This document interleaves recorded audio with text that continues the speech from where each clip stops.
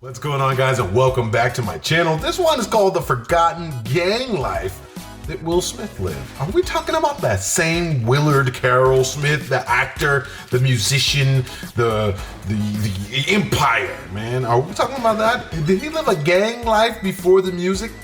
Maybe. Who knows? We're gonna find out today in this video. Don't forget to like, don't forget to subscribe. Let's jump in it.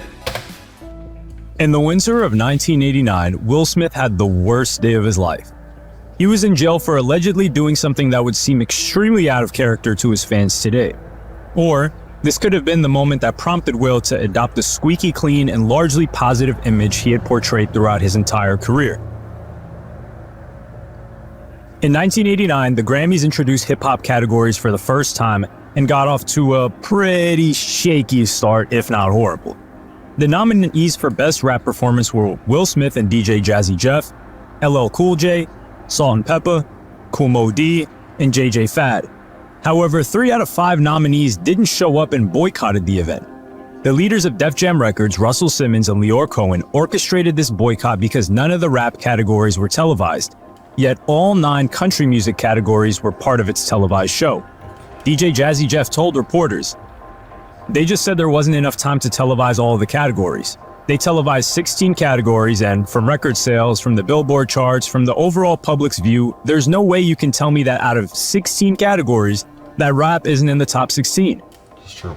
Will Smith, or the Fresh Prince as he was still known back then, said that this might not be the case if they improve on this for next year. He said, "They don't know anything about rap music.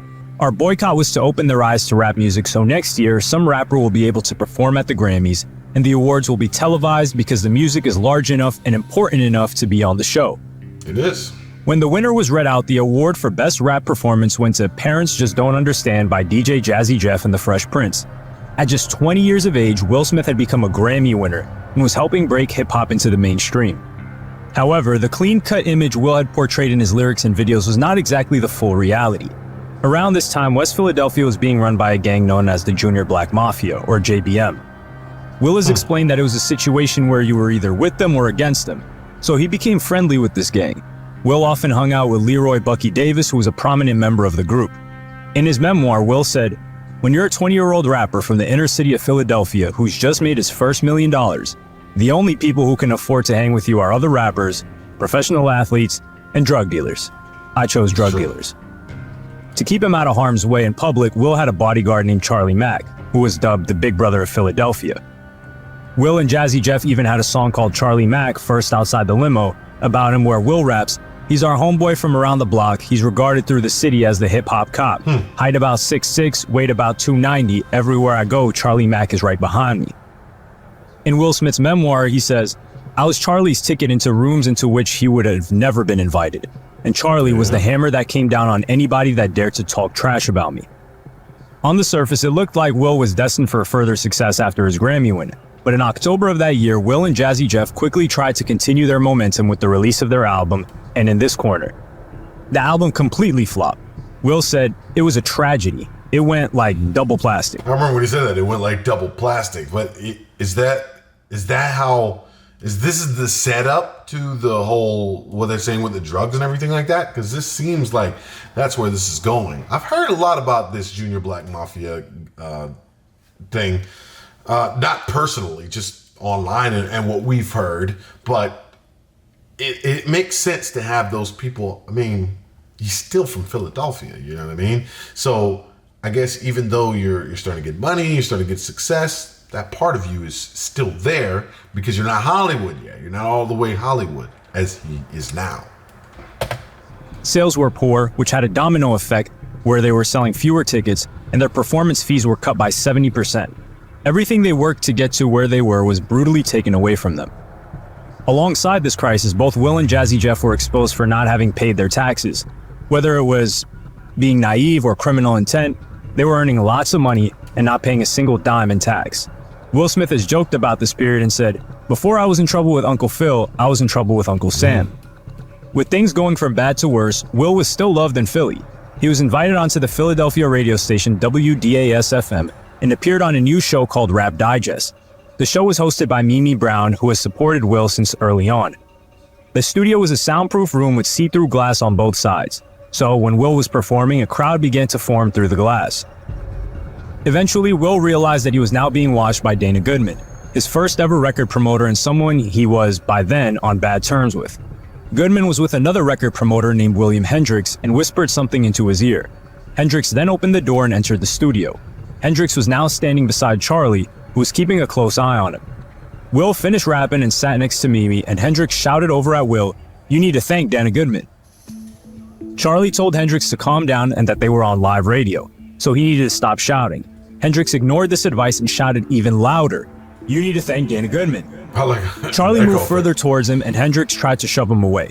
And he again shouted, "You need to thank Dana Goodman." Except for this time, before he could fully say the word Goodman, Hendrix delivered a swift right hand from Charlie and was knocked out. He fell over, and 8-track cassettes were now scattered all across the room. Fearing that the police might arrive at any minute, Charlie and Will fled the scene. William Hendrix was beaten badly, to the extent that he almost went blind in one eye and needed 6 stitches, and Will Smith was arrested. Will Smith was charged with aggravated assault, criminal conspiracy, simple assault, and recklessly endangering another person. The sequence of events on what happened at the studio came from Will Smith's memoir, so keep in mind that there may be some level of bias to his account. The most perplexing aspect of this case was that Charlie Mack wasn't even arrested, and it was alleged that Will ordered the hit on Hendrix, so he was responsible. Will Smith argued that he was targeted because Hendrix could get more money out of him than Charlie Mack. But whatever the finer details were, Will Smith went from a Grammy winner to a prisoner in a very short span of time. In an interview with Oprah, he said, "So the money is gone, the car's gone, I'm laying on the floor in a jail cell, and I'm like, you've got to be kidding me. I won a Grammy 8 months ago, right? Like, what is happening?" A source told the National Enquirer, Will had to spend a night in the cell at the West Philadelphia police station with other inmates waking him up all night long and asking for his autograph. It was the worst night of his life. He wants to forget it ever happened. What you won't find in Will Smith's memoir is one story that explains why these charges went away. According to the National Enquirer, the JBM were working hard to make sure he didn't end up serving a prison sentence. After the assault, Hendrix's 13-year-old son Sheldon was allegedly offered a ride home by someone he knew. However, this person happened to be a member of the JBM. When he got into the car, this gang member locked all of the doors and said, "You know there's money on your head. I can't let you go home." His father, William Hendrix, was then notified by the JBM that they had his son. Afterward, 2 things happened. Will Smith was released from prison with all charges dropped, and Sheldon Hendrix was released by the JBM. And Sheldon is confident that these 2 outcomes are related. Another possible reason as to why the charges were dropped is that the Hendrix realized Will was completely broke and had no money.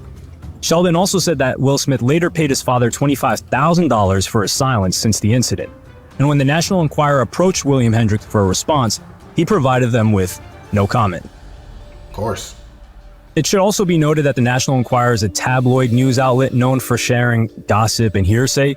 It could be fabricated, or it could equally be true that the kidnapping happened without Will Smith even knowing about it. I mean, the thing is, if you have money and you're connected, or if you're just connected, because the thing is, even if Will Smith didn't have money at that time, and he's talked about that on his YouTube channel before, that he didn't have money at that time, but even if he didn't have the money, the fact remains, once you have star power, you can still get into rooms. You can flex a little bit, get into rooms, say, "Hey, what's up? LL, I want to be on your next record. What's up, Salt Pepper? Like, let's do a collab," or, all these things. That's how he was even invited to that party where Quincy Jones was, where he auditioned for the Fresh Prince. If you don't get in those rooms, if you're nobody, I'm not getting the call to go in those rooms because I am not on that level. You see how that works? But this was the life and environment that Will inhabited before he became the movie star that he is today. When Will finally got out, he was given a warning. A family friend was a cop and asked him if he knew a certain group of people. Will admitted that he knew them, and they all happened to be members of the JBM. His friend warned him that the FBI was rapidly closing in on this gang and would be willing to arrest anyone with any association with them whatsoever, so he was told to leave Philadelphia for the foreseeable future. Will had been flying back and forth to LA at the time, so he decided to move permanently to the West Coast. And in an act of desperation, he asked JBM member Bucky for a loan of $10,000. This would pay him enough money to pursue a career in acting. Sadly, the friend of his died a couple of days later. As the FBI was closing in on the gang, violence ensued from within the gang, and Will lost a good friend. Back in LA, things didn't go according to plan, and he found it hard to get work. At this point, Will was panicking.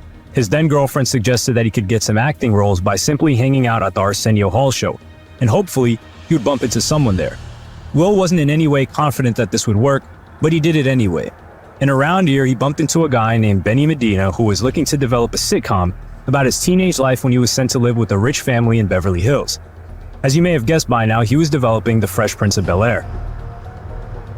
To secure a role in this sitcom, Will was invited to a party at the home of the legendary music producer Quincy Jones, who was looking to produce the show. I just told you. Will was famous in hip-hop, which by then was still a niche genre of music.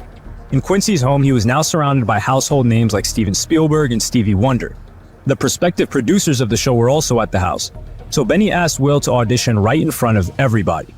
Speaking to Idris Elba in an interview, Will said, "Benny told me, right now, everybody that needs to say yes to the show is sitting out in that living room waiting for you, and you're about to make a decision that's going to affect the rest of your life." So I said, "F it, give me 10 minutes." I got out there and it was all a blur, but I did the audition to a standing ovation in the room. I was ad-libbing. And I don't need to tell you that Will got the part. With this role, Will Smith would go on to become a superstar. Will parted ways with JBM and is believed to have given them $600,000 so they could remain on good terms. Throughout the 90s, Will Smith would be inescapable with his appearances on TV, movies, and the radio. He currently holds the record for starring in 8 consecutive 100 million plus hits at the US box office. Not that one. And in 2022, he was finally able to brush off the criticism that he was only commercially acclaimed and not critically acclaimed when he won the Best Actor Academy Award for his role in King Richard. And sadly, not many people remember him collecting this award. Instead, they recall the now infamous slap that he gave Chris Rock when he made fun of Jada Pinkett Smith. In the aftermath of this incident, many were shocked at how out of character this was, but some news outlets pointed toward the incident in 1989 and the life that the younger Will Smith had once led. Make sure to subscribe for more. They probably said that they just weren't surprised by it at all after talking about those things. Well, I mean, I don't know. I don't know. I just think that, like I said, if you're connected, you're connected. And if you don't, I mean, if you got the money, you got the connections, you're not getting your hands dirty. I mean, that's the same thing with the P. Diddy situation that's coming up.